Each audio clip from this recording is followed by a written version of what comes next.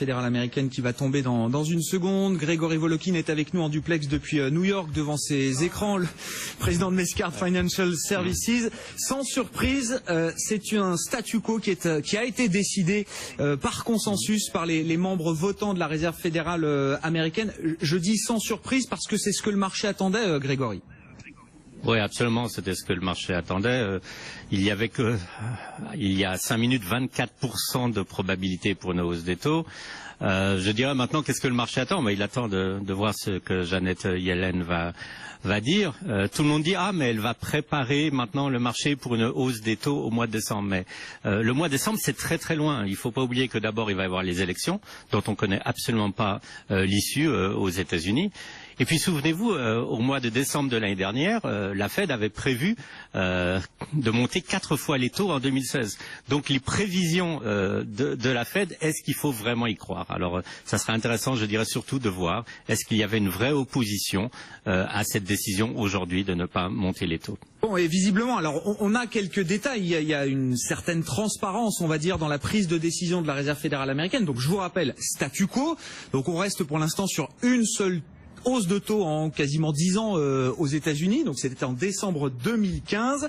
On reste donc sur un range de taux directeurs américains situé entre 0,25 et 0,50%. Et puis on a quelques détails quand même sur la répartition des votes. Ils sont 10 membres votants au sein du comité d'orientation de politique monétaire de la Réserve fédérale américaine. On apprend que 7 membres ont voté en faveur du statu quo, Alain Pitous, et qu'on en a 3 dissidents qui a priori ont plutôt voté en faveur d'une hausse de taux en disant si, il est temps d'agir dès aujourd'hui. C'est une dissidence forte quand on regarde la manière dont le consensus se construit au sein des banques centrales. Il me semble. Ouais. Après, ce qu'on peut anticiper, c'est dans les jours qui viennent, une séquence de communication comme on a eu il y a quelques semaines avant qu'il y ait un blackout, qui sera. Moi, je pensais qu'il faut monter les taux vont monter, et donc on va avoir une partie de ping-pong qui va se jouer entre les 3 et les 7, plus peut-être au fil du temps certains qui vont se déterminer. Donc c'est une cacophonie qui est vraiment pas bonne. Je suis même surpris qu'il y ait 7-3, quoi. Pour moi, c'est énorme. C'est-à-dire que d'habitude, on a une personne, c'est la présidente. Voilà, non, mais ça. souvent il y a. Alors, on va l'expliquer, mais la présidente de Kansas City, qui traditionnellement, je crois, sur 3 réunions au moins au cours de cette année 2016, a voté en faveur d'une hausse de taux. Mais très souvent, elle était isolée. Voilà, elle était bien identifiée. Esther Georges, on la connaît parce qu'elle est un peu plus faucon que les autres, un peu plus dure que les autres en matière de politique monétaire. Là, elle est plus seule. Voilà. Donc ça, c'est le premier coin dans les annonces, et je pense qu'on va avoir un discours qui va quand même être un peu spécial aussi, parce que pour son discours, il va falloir composer avec ça. C'est-à-dire qu'en fait, elle va devoir, même si elle a pris la décision de garder ses taux inchangés, elle va devoir composer dans le discours quelque chose qui laissera la porte ouverte, qui laissera. Donc on va se retrouver encore sur les marchés sur quelques semaines d'attente, avec des décisions qui peuvent pas être prises. On voit les Japonais qu'on parlait ce matin. Bon, il y a eu un petit mieux sur les bancaires, un petit mieux sur le marché. On va voir ce qui va se passer suite à la baisse du yen cette nuit, là. Enfin, pour eux cette nuit.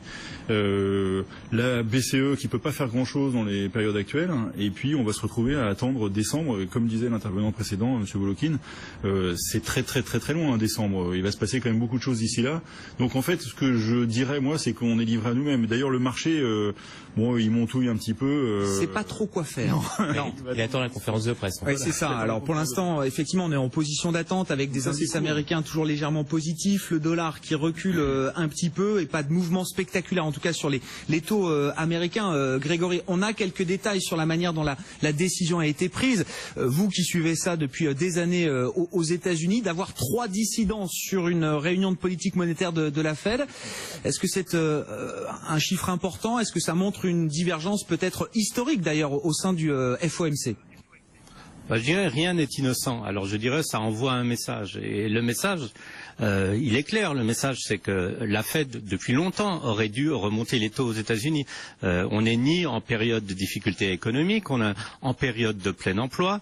Il n'y a pas des chocs extérieurs en ce moment qui justifient de maintenir des taux à 0,25%. Donc normaliser cette politique est normal. Et je pense que c'est pas si innocent que les membres de la Fed se sont concertés et ils se sont dit, OK, on veut pas surprendre le marché marché aujourd'hui, mais montrons quand même au marché que petit à petit on se rapproche d'un moment où on va hausser les taux. Mais c'est peut-être un peu trop subtil, à la fois pour le marché, pour nous-mêmes, et face à la réalité. La réalité, c'est qu'en fait, la Fed n'a plus grand pouvoir actuellement aux États-Unis par rapport à l'économie, et n'a plus tellement de crédibilité non plus par rapport à ce qui va se passer, je dirais, sur les prochains mois, et dans les marchés, et politiquement. Bon, et effectivement, dans les commentaires qu'on a là sur la prise de décision, en attendant la conférence de presse de Janet Yellen, on apprend que oui, les membres de la Fed, alors un bon nombre d'entre eux, ils sont 10 membres votants, mais il y a 17 membres au total, 14 d'entre eux prévoient au moins une hausse de taux d'ici la fin de l'année. La Fed qui estime que les arguments en faveur d'une nouvelle hausse de taux se sont renforcés. C'est votre sentiment aussi, Laurent Bérébi, la Fed, elle a raté un créneau, alors il y a peut-être quelques mois, quelques trimestres, quelques années, c'est difficile à dire. Non, c'est pas difficile à dire. En fait, là où elle a raté le coche, c'est en 2014. En 2014, elle aurait dû relever les taux directeurs de façon assez importante. Après, le coup est parti. Le coup à la fois sur les augmentations de salaire, le coup à la fois également sur les énormes émissions obligataires de la part des entreprises américaines qui ont profité bien évidemment des taux d'intérêt très très bas. Et donc finalement, après, c'était plus la peine de remonter les taux. Parce que finalement, si vous remontez les taux, vous allez catalyser une espèce de retournement de marché, ce que les marchés ne veulent absolument pas aujourd'hui. Donc c'est pour ça que la Fed a raté le coche, et moi je ne vois absolument pas aujourd'hui comment la Fed pourra remonter une nouvelle fois ses taux directeurs avant la fin de cycle. Pour vous, la fenêtre de tir est fermée là. Fermée, complètement. Et donc décembre, ce serait une erreur de remonter les taux en décembre, ça servirait plus à rien. Complètement. D'ailleurs, on a vu ce que ça a donné décembre dernier. Décembre dernier, on était sur ce plateau d'ailleurs, et puis sur le moment, c'était pas mal. Mais après, finalement, les marchés ont subi le contre-coup de cette remontée début d'année 2016. Et notamment, il y a eu un point qui était très très important, c'était les tensions qu'on avait observées sur le marché obligataire des entreprises américaines, enfin le marché des émissions des entreprises américaines, les taux qui avaient continué à fortement remonter, et c'est là où la Fed avait fait une erreur. Grégory, est-ce que la raison, alors peut-être inavouée, c'est que Janet Yellen a trop peur de la réaction de marché aujourd'hui et de ce que les taux zéro ont engendré en matière d'allocation d'actifs, de liquidités, on parlait des émissions obligataires, enfin, cette montagne de cash qui a été utilisée de plus ou moins bonne façon par les investisseurs et les entreprises, ça fait peur à Janet Yellen, ça fait peur aux banquiers centraux américains aujourd'hui ? Absolument, et c'est la tragédie, je dirais, de Janet Yellen, la tragédie de la Fed. La Fed a deux mandats. Un, c'est la stabilité des prix, et l'autre, c'est le plein emploi. On a atteint le plein emploi et on a une stabilité des prix sans inflation, qui est quand même une bonne chose. Il faut bien préciser que l'inflation n'est pas forcément tellement souhaitable dans l'économie. Donc elle est en train, cette Fed, tout simplement, actuellement, d'être manipulée, utilisée par les marchés financiers. Elle est plus au service de l'économie réelle, et je pense qu'elle sera, en tout cas, jugée par l'histoire, s'il y a une histoire, très durement. Et malheureusement, le phénomène de liquidité, vous savez aussi où ça amène. S'il y a trop de liquidité, il y a un jour où on arrive à des créations de bulles. Je dis pas du tout qu'on est dans une création de bulles actuellement, bien que du côté obligataire la question puisse se poser, mais trop de liquidité va desservir tôt ou tard l'économie, et ça sera une des responsabilités vraiment très très importantes de la Fed de Janet Yellen. La Fed qui quand même à un moment a porté un certain nombre d'espoirs. Beaucoup d'investisseurs ont salué quand même l'action de la Fed au cours de ces dernières années, depuis la politique très agressive mise en place il y a 8 ans maintenant. On fêtait il y a quelques jours, on commémorait, comme on dit plus pudiquement, il y a quelques jours la faillite de Lehman Brothers. Évidemment, tout a commencé à ce moment-là. Laurent Bérébi, comment est-ce qu'on en est venu à aujourd'hui, d'une certaine manière, signaler l'échec de la Réserve fédérale américaine? Je pense que, en fait, c'est peut-être une question de hasard, c'est-à-dire qu'il y a une question de calendrier. Il y a eu le départ de Bernanke, et donc il y a eu l'arrivée de Madame Yellen en 2014. Et donc en 2014, Madame Yellen n'a pas voulu prendre peut-être la responsabilité de remonter les taux directeurs comme elle aurait dû le faire. Et donc finalement, c'était cette année-là qui était cruciale pour la Réserve fédérale, et ils ont laissé passer cette année, et c'était terminé. Donc peut-être qu'il y a une rencontre malencontreuse, on va dire, dans l'histoire de la Réserve fédérale, avec le départ de Bernanke et l'arrivée de Madame Yellen, mais c'est comme ça que moi je justifierais le mieux possible, c'est-à-dire sans porter de préjudice à la Fed aujourd'hui, le comportement de la Fed sur ces dernières années. L'échec de la Fed, non mais enfin on peut le dire ce soir d'une certaine manière, Alain, ou c'est encore trop tôt? Est-ce qu'ils peuvent encore récupérer un peu de crédibilité? Grégory Volokhin très durement disait il y a quelques instants qu'ils ont perdu toute crédibilité. Enfin, on parlait de la Banque du Japon tout à l'heure, décembre 2015. La question c'est, est-ce que c'est une hausse et puis on arrête tout, ou est-ce qu'on est capable de projeter encore quelques hausses de taux au cours des prochains mois et des prochains trimestres? Qu'est-ce que Janet Yellen peut nous dire tout à l'heure? Alors pour justifier à la fois le statu quo, parce qu'elle va devoir le faire malgré tout, et puis pour tenir compte quand même de ses opposants et de ses dissidents qu'elle a au sein de son comité de politique monétaire. Elle va faire exactement ce qu'elle a toujours fait, laisser en gros les investisseurs, les commentateurs un peu dans le flou, dans le vague, en soufflant le chaud et le froid. Elle va évoquer une économie qui va mieux, mais avec peut-être quand même une croissance insuffisante. Elle va évoquer des risques de choc externe. Enfin, elle va nous livrer une grande salade qui montre tout simplement que, ou bien, comme le disait un de vos interlocuteurs, et je pense avec raison, la Fed a raté une opportunité en 2014 et se trouve maintenant dans une situation où elle a trop peur d'agir pour recommencer, disons, à normaliser ses taux.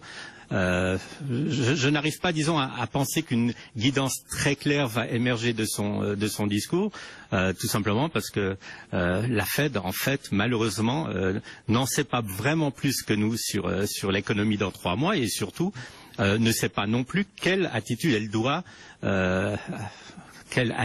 avoir vis-à-vis des données économiques qu'on a maintenant. Je pense que le rôle de la Fed aux États-Unis est terminé. Elle a fait ce qu'elle avait à faire. On était dans une période en 2008 de crise extrême. Maintenant, il faut un relais, comme le disait très bien Mario Monti, de politique fiscale. Peut-être qu'on l'aura grâce aux élections américaines, mais c'est tout simplement encore des inconnus. Il y a tellement d'inconnus que de toute façon, la Fed ne va pas nous donner plus de clarté aujourd'hui.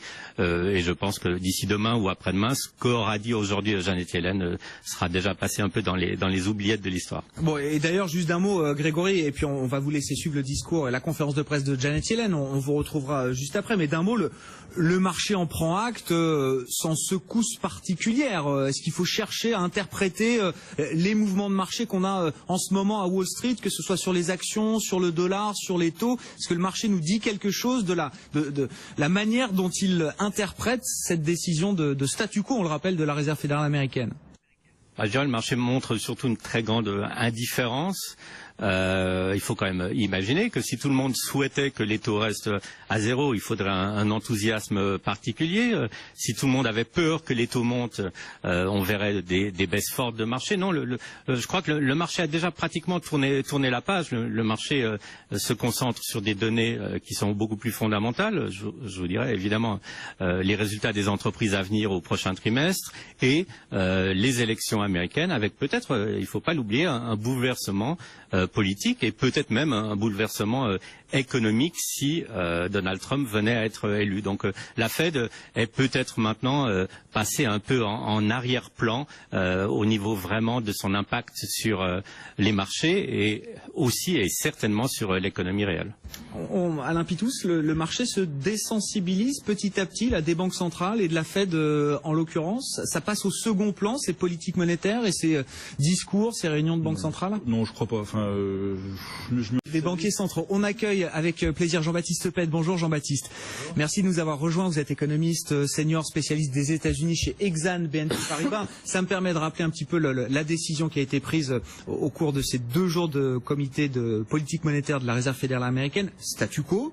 Donc on reste pour l'instant sur une seule hausse de taux en décembre 2015, qui paraît déjà un peu loin. On abaisse à peu près toutes les prévisions, que ce soit les prévisions de croissance pour l'an prochain, les prévisions d'inflation, les prévisions de chômage également, qui tombent à 4,6% pour l'an prochain. Et on voit une divergence, une division. On a 7 membres votants qui se sont prononcés en faveur du statu quo, donc la décision qui a été prise, et puis 3 membres qui disent non, ça aurait été bien de monter les taux dès cette réunion. Quelle lecture et quelle est l'interprétation déjà que vous faites de tous ces éléments qui nous ont été communiqués suite à la réunion de la Fed, Jean-Baptiste? Je crois que le comité est assez partagé. Il est partagé depuis, je dirais, depuis début 2015. entre deux approches. Il y a une approche qui consiste à monter les taux plutôt de manière précoce pour pouvoir les monter de manière graduelle. Ouais. Parce que sinon, on peut se retrouver dans le cas où on est à les monter trop vite par la suite. Donc ça, c'est toute l'approche qui a été expliquée en 2015. Et une autre approche qui est beaucoup plus prudente et qui consiste à vraiment attendre que les signes de remontée d'inflation soient là avant de remonter les taux. Donc ça, c'est une approche qui consiste à dire qu'il y a une asymétrie du risque entre l'inflation et la déflation. Et j'ai l'impression que Janet Yellen est plutôt sur cette deuxième approche. Elle préfère être en retard, quitte à devoir aller peut-être un peu plus vite, plutôt que de taper pour prévenir, d'une certaine manière. Voilà, et dès qu'il y a un doute qui s'installe, et là il y avait un petit doute sur les dernières données du mois d'août, peut-être que vous en avez déjà parlé. Non, mais on peut le dire, effectivement, la dernière séquence de statistiques était pas aussi satisfaisante qu'on pouvait l'espérer. Voilà, et dès qu'il y a un doute, on en revient sur ce principe de prudence, ce qui fait qu'effectivement les perspectives de hausse de taux dans les 6-9 prochains mois sont assez limitées. Parce que c'est le débat qu'on avait avec notamment Laurent Bérébi, Alain Pitous. Jean-Baptiste, pour vous, est-ce qu'il y a encore la place pour mener, alors aussi anormal soit-il, un cycle de resserrement monétaire aux États-Unis, ou est-ce que on va rester sur une hausse de taux en décembre 2015 et puis peut-être plus rien dans les prochains mois? Alors en principe, nous ce qu'on prévoit, c'est une accélération de l'économie sur 2 ou 3 trimestres. Ouais. La Fed devrait être capable de monter encore quelquefois ses taux. On va écouter tout de suite ce que nous dit Janet Yellen à ce sujet. Elle va macrofinance. Un mot peut-être, messieurs les économistes. Enfin, elle a posé l'analyse, l'évaluation de l'état de santé de l'économie américaine et les nouvelles projections du staff de la Réserve fédérale américaine. Qu'est-ce que vous en retirez globalement, Jean-Baptiste? Je trouve qu'elle a essayé de faire un exercice de style en disant on est très confiant dans l'économie, mais on ne monte pas les taux. Alors pourquoi? Et donc là, sa réponse c'est on attend encore des confirmations que notamment l'inflation remonte. Donc je pense que ça va être la clé dans les prochains mois, c'est de savoir si on a des signes d'inflation sous-jacente qui remontent ou d'inflation salariale. C'est ça qui va être la clé, je pense. Mais c'est une bonne stratégie parce qu'elle nous dit effectivement, c'est pas une absence. On ne monte pas les taux aujourd'hui, pas parce qu'on manque de confiance dans l'économie américaine. Elle parle d'une poursuite du cycle, d'une consolidation de la croissance, 2% d'inflation d'ici 2 ou 3 ans. Enfin. Alors évidemment, je remets pas en cause la probité économique des économistes de la Réserve fédérale américaine, mais ça se tient économiquement parlant après déjà 6-7 ans de reprise économique aux États-Unis, là, Jean-Baptiste? Oui, alors il faut bien comprendre que le resserrement monétaire a déjà commencé depuis longtemps en fait. Il a commencé depuis 2013 avec l'annonce du tapering. Donc ça, c'était la fin la réduction progressive des injections de liquidités, donc le programme d'achat de la Fed, qu'elle a arrêté déjà depuis plus de 2 ans quasiment maintenant. Et qui a eu un impact très fort sur le dollar. Donc finalement, la grande partie du resserrement s'est fait sur le change et pas sur les taux d'intérêt. Donc les quelques hausses de taux qu'on va avoir, c'est la dernière phase finalement du resserrement monétaire. Mais il y a eu un resserrement monétaire déjà. Donc après, pourquoi ils y vont aussi lentement? Tout simplement parce que l'inflation ne redécolle pas. On est à 1,6% d'inflation sous-jacente depuis le début de l'année. Donc si l'inflation bouge pas, les taux bougent pas très vite non plus. Oui, mais quand on dit 1,6% d'inflation sous-jacente, donc je rappelle l'inflation de base, on enlève les éléments volatiles, les prix alimentaires, les prix énergétiques, l'essence. Enfin 1,6%. Alors du point de vue japonais, mais même du point de vue européen, ça veut dire quelque chose quand même, Laurent, non? Ah oui, ça veut dire quelque chose. Et puis ça dépend de quelle mesure d'inflation sous-jacente on prend. C'est vrai. Parce que il y a aussi une autre mesure qui montre que l'inflation sous-jacente est à plus de 2 aujourd'hui. Donc et ça fait longtemps, si on se réfère au comportement passé de la Réserve fédérale, ça aurait dû faire longtemps que la Réserve fédérale aurait dû finalement relever ses taux directeurs.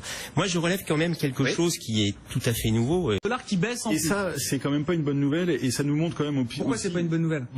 C'est pas une bonne nouvelle pour les Japonais, Oui, on va dire, d'accord. qui ont fait quand même encore aujourd'hui preuve ils ont fait encore de nouveaux essais. Ouais. Ils nous inquiètent un peu cela à la fin, parce que finalement ça arrive un peu après chez les autres aussi. Ils regardent un peu ce qui se passe au Japon, comme ça marche pas, ils se disent bah, tiens on va faire pareil. Et donc voilà, il y a quand même un peu cette inquiétude qui peut mettre un peu le cirque de main sur les marchés. Je pense que ça pourrait quand même être un peu chahuté, parce que là bon, elle annonce ce qu'on craignait, c'est-à-dire une hausse des taux. On va pas l'avoir maintenant. En décembre, ils sont à peu près tous d'accord pour dire qu'il y aura encore une hausse de taux cette année, et donc sans doute on pense à la réunion de décembre. Enfin, pour les indices et pour les taux, c'est pas très bon. On a ouvert la boîte de Pandore sur les taux. Enfin, c'est pas terrible cette réunion. Vous n'aimez pas du tout ce qui se passe en ce moment sur les marchés de taux. Ouais. Non, pas trop, non. Ouais. Bon. Oui, c'est vrai que le mouvement du jour, c'est quand même le renchérissement du yen. Alors la paire traditionnelle, c'est dollar-yen, et qui progresse, enfin qui baisse de 1%, mais le yen se renchérit de 1%, alors que le dollar lui est en train de reculer actuellement. L'indice dollar face à un ensemble de devises, 0,3%. C'est vrai que c'est peut-être le mouvement le plus significatif, alors que les marchés sont en train de suivre, comme nous, la conférence de presse de Janet Yellen. Alors, on ne parle pas pour elle, contrairement au speech qu'elle peut délivrer ici et là entre deux meetings. Là, elle essaye de parler pour tout le monde, et que finalement, c'est impossible aujourd'hui. Oui, c'est ça. C'est le comité est écartelé entre deux positions. Alors, j'ai l'impression que Yellen avait voulu prendre un peu le leadership à Jackson Hole, en disant je pense que les conditions sont réunies pour une hausse de taux, et que là, comme elle n'arrive pas à réussir à convaincre tout le monde, elle est un peu écartelée entre ces deux parties. C'est pas bien ça. Enfin, j'imagine. Enfin, quand une banque centrale est censée, Alain Pitous, être un guide ou donner un cap, même si les investisseurs font leur travail.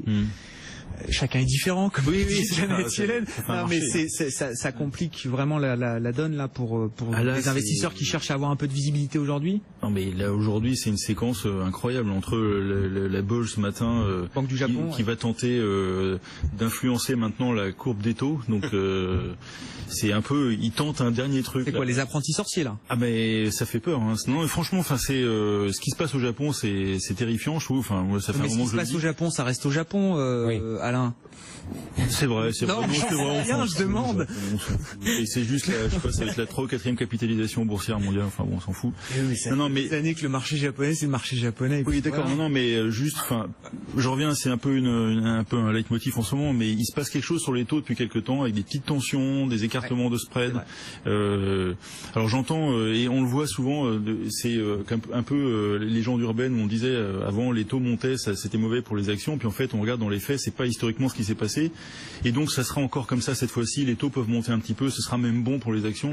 Je pense qu'il y a une limite à l'exercice, et les sommes en jeu sont devenues quand même telles que les phénomènes qui ont fait quand même beaucoup monter les marchés par un peu une espèce de phénomène par propagation, peuvent se renverser. On a l'immobilier, la semaine dernière les taux sont un peu tendus, l'immobilier a perdu 5-6% en quelques jours, des indicateurs genre des types de gestion genre le smart beta avait quand même souffert. Enfin, on peut quand même avoir des réallocations assez fortes. Et tout peut bouger dans le même sens en même temps. Alors que normalement, on a des marchés qui sont inversement corrélés. Là, c'est un peu tout part en même temps, ou tout monte en même temps. C'est ça, ouais. Et de voir ça fait un peu peur, parce qu'on se dit où est le pilote dans cette affaire-là. Bon, Janet Yellen, elle nous dit, elle, que la valorisation des actifs n'est pas anormale. On se souvient qu'elle avait pointé du doigt, et même nommément, enfin pas des entreprises en particulier, mais certains secteurs. Elle avait parlé des biotech, elle avait parlé des réseaux sociaux. Ça avait secoué évidemment sur ces secteurs-là quand Janet Yellen les avait évoqués. Là, de manière globale, elle estime que la valorisation des actifs n'est pas anormale. Un peu plus de 21h, on est ensemble pendant une heure encore sur BFM Business jusqu'à la clôture de Wall Street, les actions américaines qui progressent. Mais c'est vrai que voilà, on a des banques centrales et la Fed notamment qui sont en train de passer au second plan. Alors oui, le marché monte un peu sur la nouvelle, le dollar recule, mais on n'a plus l'enthousiasme, ou en tout cas l'hypersensibilité des marchés au discours que pouvaient tenir il y a encore peut-être quelques mois, quelques années les banquiers centraux américains. Oui, je suis pas certain que ce soit de l'enthousiasme qu'on a eu tellement souvent, mais je crois que surtout on voit qu'on est dans une nouvelle ère, ce qu'on appelle un peu le new normal en anglais, nouvelle norme, avec une croissance qui est faible. Et d'ailleurs, de voir à quel point la Réserve fédérale revoit à la baisse ses perspectives de croissance est assez frappant. Je voudrais noter quand même que si vous regardez en 2018, la Réserve fédérale voit un taux de croissance inférieur au taux d'intérêt. Elle prévoit des taux d'intérêt à 2,8% et elle prévoit une croissance à 2,5%, ce qui est pratiquement une contradiction assez importante. Donc je dirais oui, on s'est habitué maintenant à une réserve fédérale qui ne fait rien. Il y avait une petite crainte peut-être ce matin. Vous vous souvenez, on parlait hier de 2 économistes qui parlaient d'une hausse des taux aujourd'hui.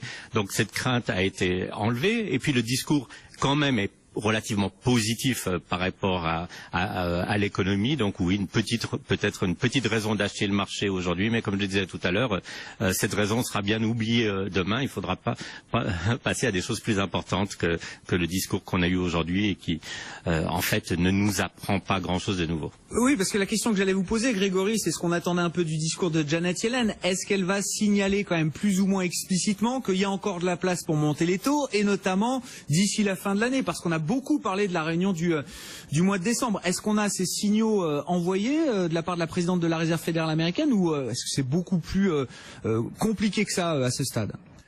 Non, c'est clair, mais elle le dit toujours. En gros, ce qu'elle a dit aujourd'hui, elle a dit si les choses continuent comme ça, on ne peut pas exclure que on sera dans une position où il faudra monter les taux. Enfin, ce qui ne veut pas dire grand-chose.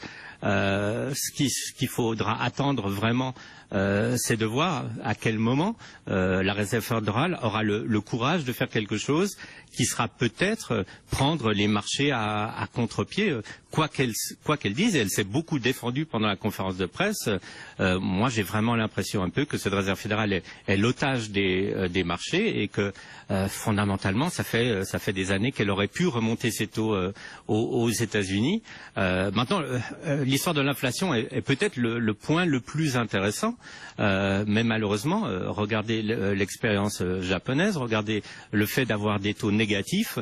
Ces taux négatifs en Europe ou au Japon n'ont pas fait revenir à la hausse les attentes d'inflation. Donc peut-être que l'inflation, c'est un problème beaucoup plus structurel, un problème où on voit que les entrepreneurs, les compagnies ne veulent plus investir dans l'avenir, ne veulent plus dépenser de l'argent, tout simplement que si on pense que $1 dépensé aujourd'hui ne sera pas $1,20 ou $1,30 demain, mais sera toujours $1 dans une année, ben pourquoi dépenser cet argent? C'est un peu ça le grand dilemme. Donc je pense que c'est plus la politique monétaire actuellement qui fera repartir à la hausse les perspectives d'inflation. Ça sera plus ou bien des programmes de relance budgétaires, donc une politique vraiment agressive au niveau des investissements, en tout cas aux États-Unis, ce qui pourrait arriver.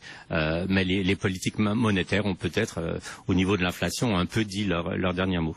Merci beaucoup Grégory, merci de nous avoir accompagnés, de nous accompagner tous les jours dans Intégral Bourse, notamment l'après-midi entre 15h et 18h. Le président de Mescard Financial Services à New York, la Fed otage des marchés. C'est vrai qu'on l'entend beaucoup, là on sait que Janet Yellen est très averse au risque, elle n'a pas envie de brusquer les investisseurs qui n'étaient pas prêts pour une hausse de taux dès cette réunion. Jean-Baptiste, c'est un reproche justifié, c'est la vraie raison qui explique peut-être même l'inaction de la Réserve fédérale américaine depuis plusieurs mois, plusieurs années maintenant?